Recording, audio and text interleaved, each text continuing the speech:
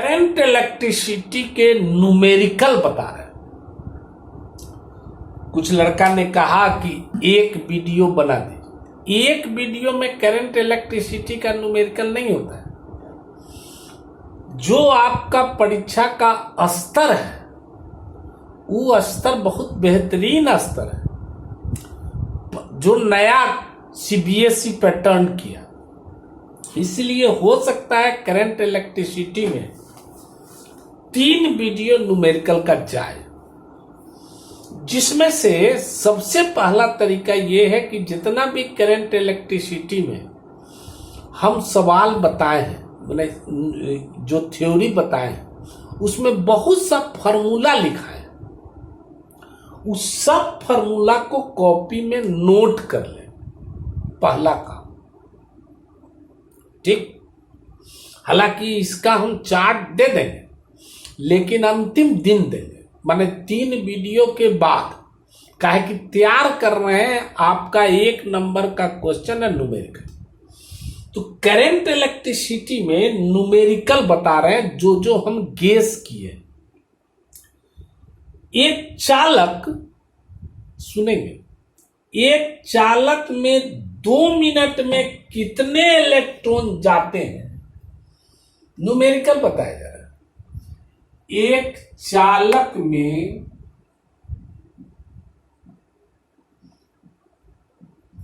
2 minute में कितने electron जाते हैं,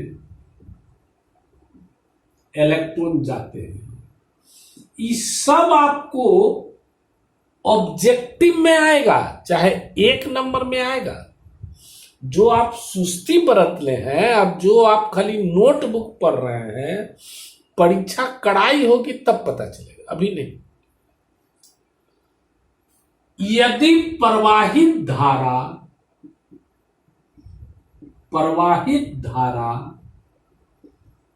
300 एम्पियर, हालांकि कुछ हम बीच बीच में न्यूमेरिकल आपको बताए हैं। यहां देखें, धारा दिया हुआ है। पहले जो जो चीज को आप जानते हैं, न्यूमेरिकल बनाने का नियम होता है। पहला न्यूमेरिकल बनाने का ये नियम होता है कि घबराए नहीं, पूरा फॉर्मूला जो लिखा हुआ उसको याद कर ले। सब पहचानते हैं, जो जो दिया हुआ उसको नोट कर ले। जैसे देखिए, 2 मिनट में आप जानते हैं, 2 मिनट माने वेग, आप जानते हैं समय, t बराबर 2 मिनट। ये भी आप जानते हैं, समय की इकाई, आप सेकेंड ईयर के स्टूडेंट है, सेकेंड होता है, जिसको सेकेंड बना 2 × 60 सेकेंड। हमेशा एसआई यूनिट में बदला जाता है। न्यूमेरिकल का नियम, पहले पहचानो क्या दिया हुआ, पूरा न्यूमेरिकल सीखेंगे। कितने इलेक्ट्रॉन निकलते हैं, नंबर ऑफ इलेक्ट्रॉन, n बराबर 1, नंबर ऑफ इलेक्ट्रॉन। प्रवाहित धारा I, जानते हैं, धारा को I कहते हैं, जानता है मेरे, 300 एम्पियर। एम्पियर है तो ठीक है, अगर ये मिली एम्पियर था तो एम्पियर में बदलते। अब देखें कौन फॉर्मूला लगेगा, कौन फॉर्मूला लगेगा, तो याद होगा I मेन है। तो I बराबर पढ़ाए थे Q/T। ठीक ठीक, आवेश के प्रवाह की दर को धारा कहते हैं। ये तो परिभाषा याद है कि एकदम 0।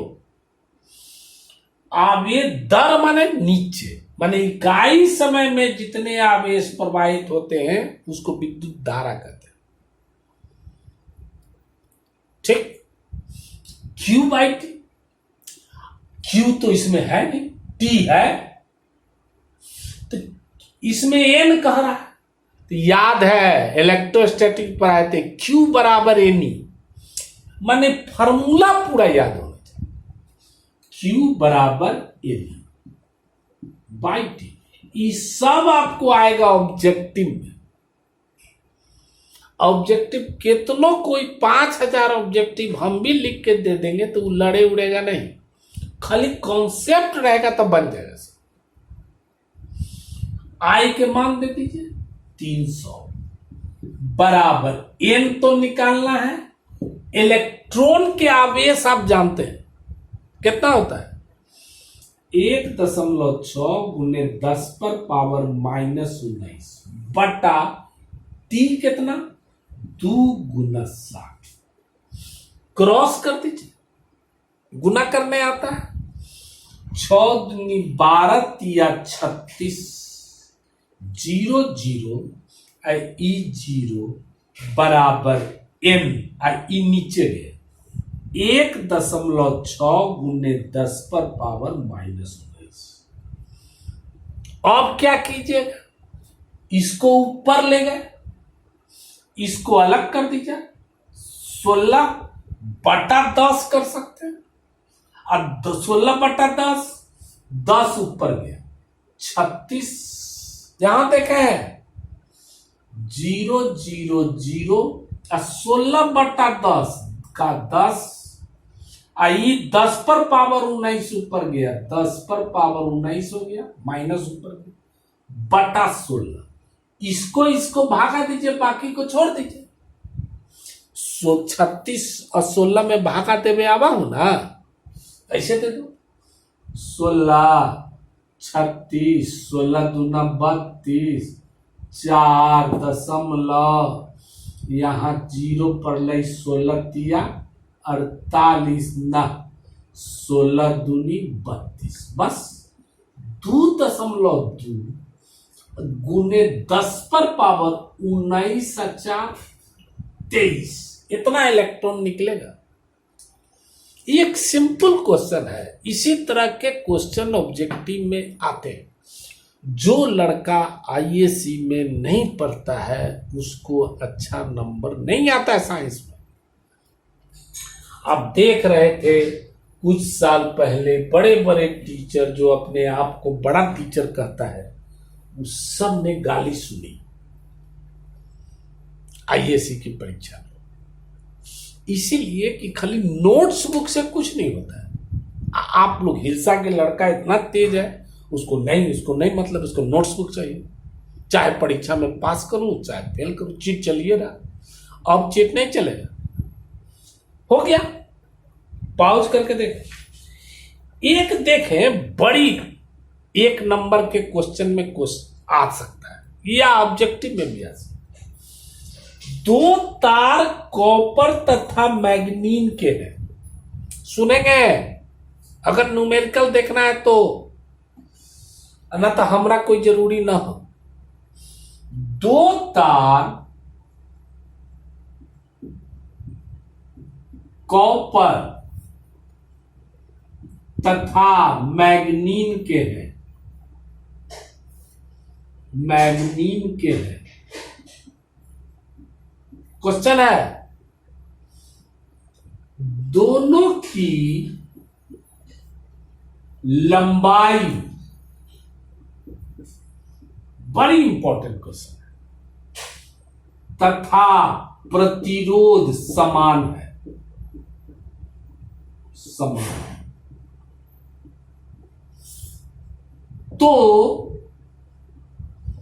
बताएं कौन अधिक मोटा है, अधिक मोटा है। माने 2 गो तार है, एक कॉपर का दूसरा मैग्नीन का, दोनों की लंबाई बराबर है, अब प्रतिरोध भी बराबर है। पूछता है कौन ज्यादा मोटा है, मान ले 1 नंबर में आ जाए तो ई तू ना कह सका, हाय ई तो लिखा है ना कल खू, वो सब नहीं चलता है आईएससी में, ना लिखा है वो जाने, कॉपर है या मैग्नीज है? देखें इधर कैसे होगा, ध्यान से देखें। दोनों की लंबाई बराबर है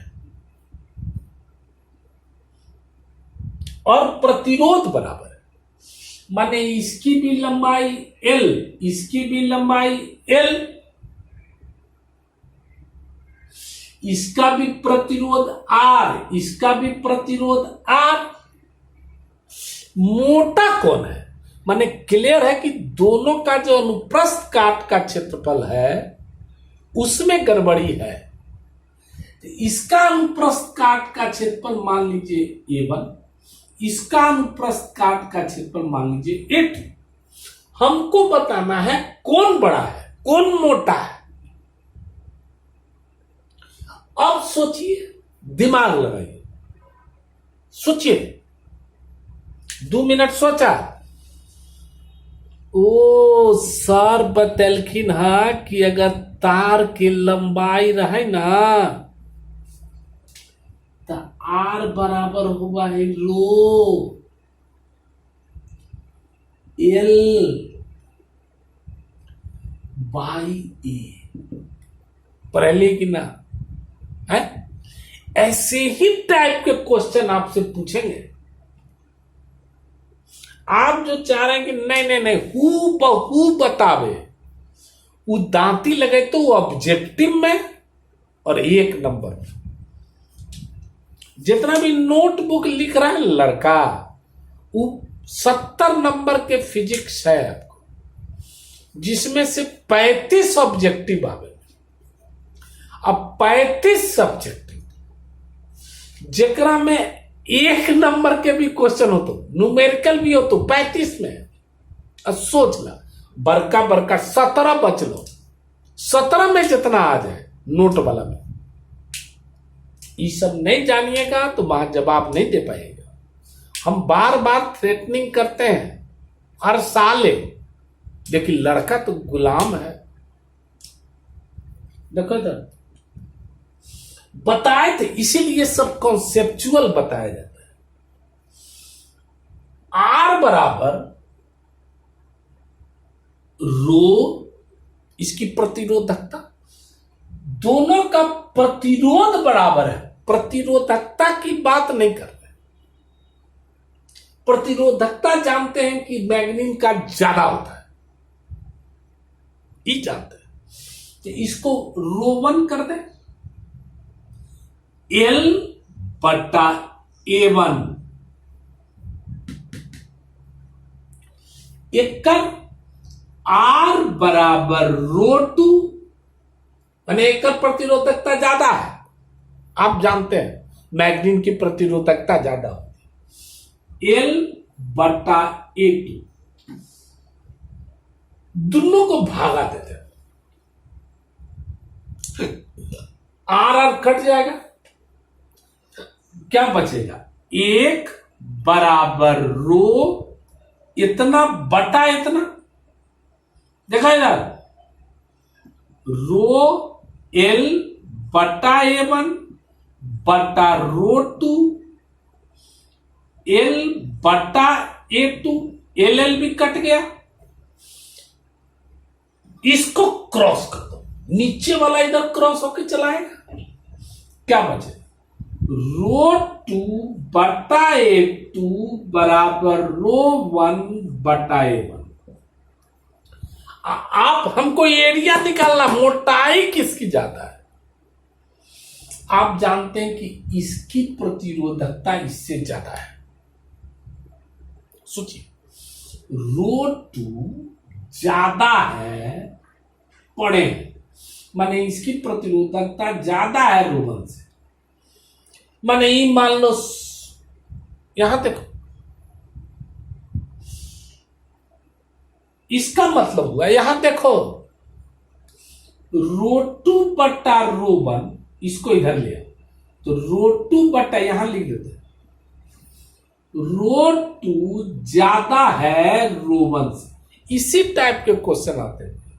रो2 बटा रो1 बड़ा 1, इधर क्रॉस किया माने 1 से ज्यादा है, इसको इधर ले आओ तो रो 2 बटा रो 1 इधर चला आएगा, इधर क्या चल जाएगा A2, एक मिटावे रो 2 बटा रो 1 बराबर A2 बटा A1, ऐसे नहीं होगा। और रो 2 बटा रो 1 किससे ज्यादा है, 1 से ज्यादा, यहां पर रखो A2 बटा A1 बड़ा 1, इसका मान क्रॉस कर A2 बड़ा A1, माने एरिया क्रॉस सेक्शन इसका ज्यादा होगा, इसका क्या होगा कम, माने मैग्नीन मोटा होगा और ये क्या होगा पतला। फिर से देखो, गोप जैसा न करिए, बढ़िया से देखा।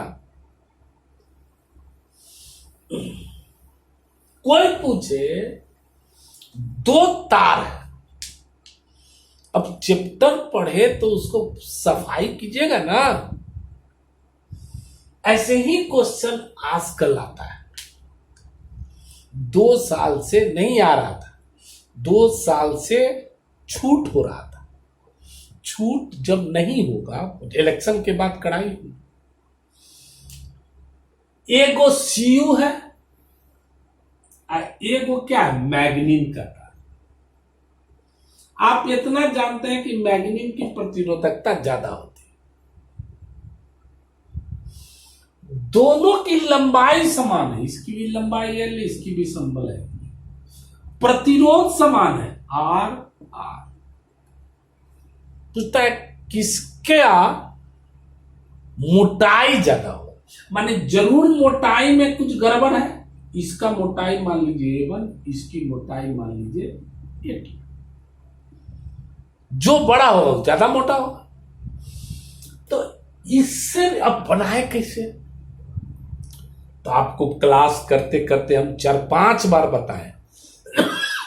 तार की लंबाई रहे तो R बराबर रो, एक का रो 1 क्या है, रो 1 दोनों के प्रतिरोधकता में अंतर होगा, प्रतिरोधकता में अंतर है, L बटा A1,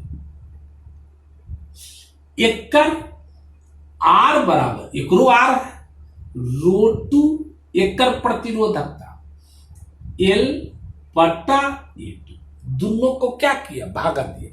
काहे भागा दे रहे हैं, हमको A1 A2 में अंतर चाहिए। यहां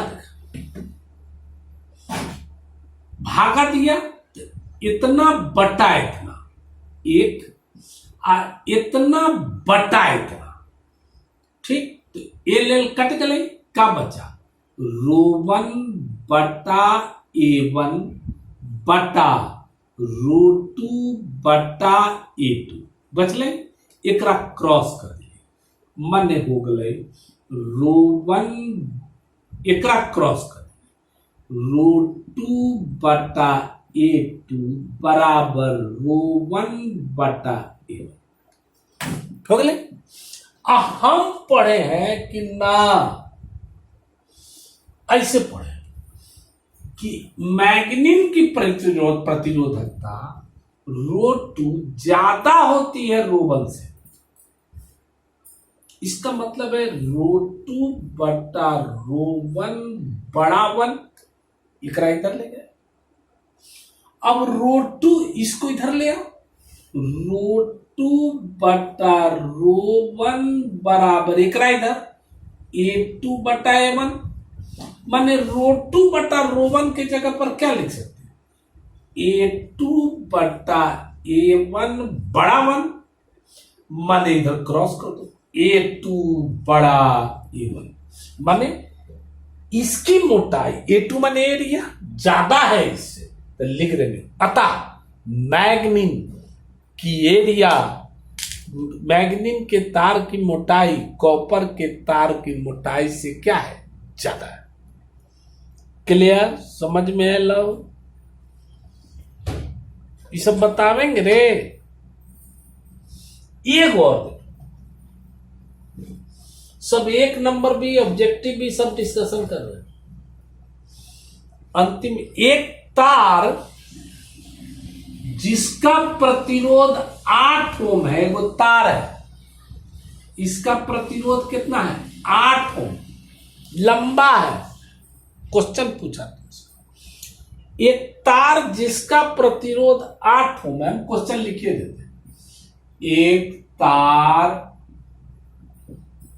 जिसका प्रतिरोध 8 ओम है को वृत्ताकार मोड़ दिया जाता है। ऐसे ही क्वेश्चन है तो मोड़ दिया जाता है तो व्यास के अंत बिंदु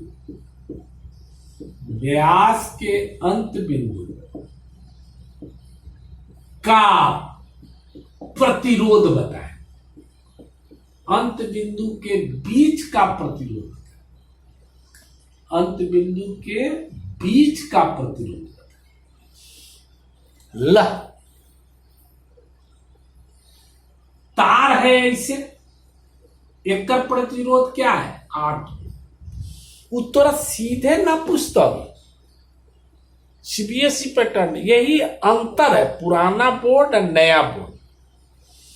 अब इसको मोड़ा, हम 4-5 को एग्जाम्पल देके बोल रहे हैं, मोड़ के बनाया इसे वृत्त,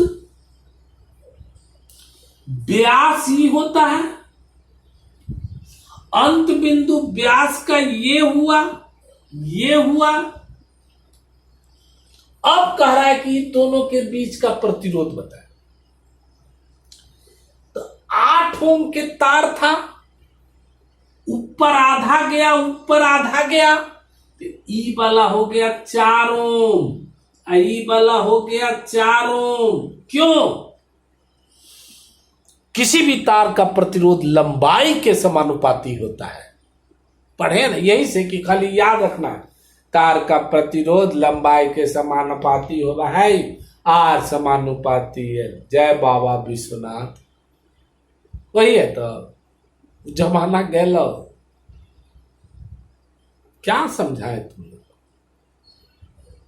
एकदम मन करो कि रिटायरमेंट ले ले, एकदम न पढ़े, सच्चे ईमानदारी से कर। बचबो कहता है कि नहीं अब मत पढ़े, तू क्या करे?